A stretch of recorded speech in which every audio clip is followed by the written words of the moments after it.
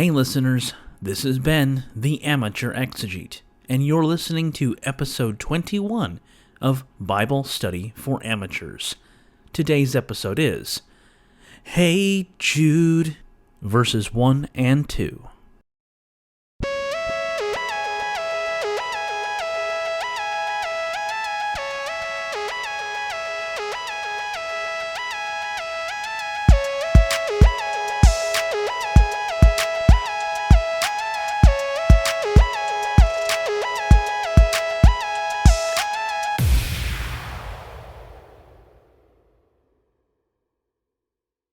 A few weeks ago, I conducted a series of episodes on what should be in every amateur Bible reader's toolbox.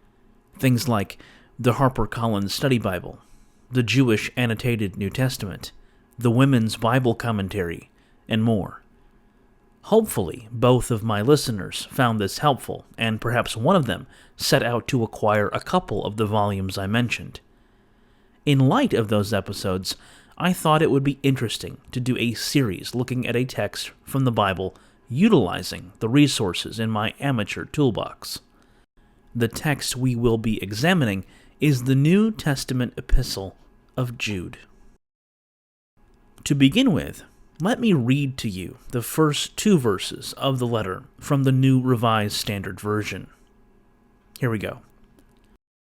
Jude, a servant of Jesus Christ and brother of James, to those who are called, who are beloved in God the Father, and kept safe for Jesus Christ. May mercy, peace, and love be yours in abundance. In modern convention, we begin letters and sometimes emails with Dear So-and-so, and conclude the letter with a sincerely and our name.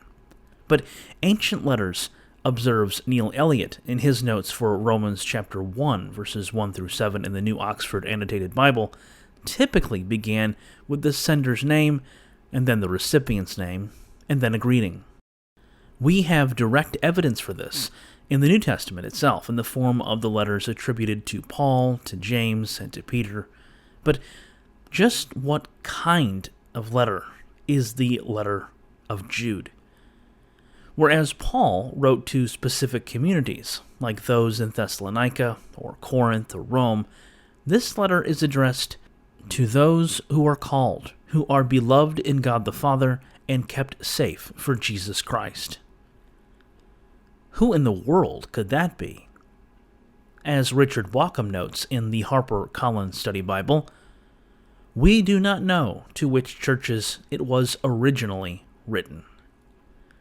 Darn. It's probably safe to say that the letter's author, a subject we'll broach momentarily, had a specific audience in mind when he wrote it. In her commentary on the epistle for the Fortress Commentary on the Bible, Pheme Perkins thinks that by identifying himself as the brother of James in verse 1, Jude is writing to Jewish Christian churches that revered James. This is a tantalizing possibility. But now, that brings us to the all-important question. Who wrote the letter? The name attached to it is Jude. In Greek, Jude is Judas. If that sounds familiar, it should. In the canonical Gospels, it's the name of the guy who betrayed Jesus, Judas Iscariot. But Judas is also the name of a brother of Jesus. Here's Matthew chapter 13, verses 54 through 55 in the NRSV. He, that is Jesus, came to his hometown and began to teach the people in their synagogue, so that they were astounded and said, Where did this man get this wisdom and these deeds of power? Is not this the carpenter's son? Is not his mother called Mary? And are not his brothers James and Joseph and Simon and Judas? Note that in this text that we have a Jude, Judas, explicitly connected to a James, who is explicitly connected to Jesus. So, is the author of this letter a brother of Jesus of Nazareth? It's hard to say. On the one hand, he never explicitly makes this connection. He only refers to himself as the brother of James.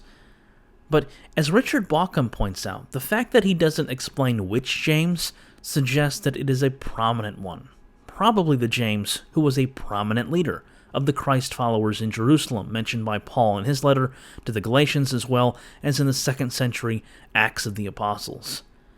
And that James was related to Jesus of Nazareth. It isn't hard to connect the dots, but again, he never makes that connection explicitly in the letter. But let's suppose that it is the author's intention. Does that mean that an actual brother of Jesus and James wrote it? Not at all. In his introduction to Jude for the Jewish annotated New Testament, Andrew Jacobs notes that in the 2nd century some Christians equated Jude with the disciple Thomas, who, in John chapter 11 verse 16, is referred to as Didymus, or the twin. In the Gospel of Thomas, Jacobs goes on to note, we find Judas Didymus Thomas, a combination of the two characters. If the Epistle of Jude is a 2nd century text, then, Jacob writes, the epistle's author may have been attempting to reclaim the figure of Jude from other Christian groups who claimed his authority. There are other reasons for doubting that a brother of Jesus wrote the letter. In his introduction to the New Testament, Bart Ehrman notes that Jesus' brother would have been from the lower class and would have spoken Aramaic.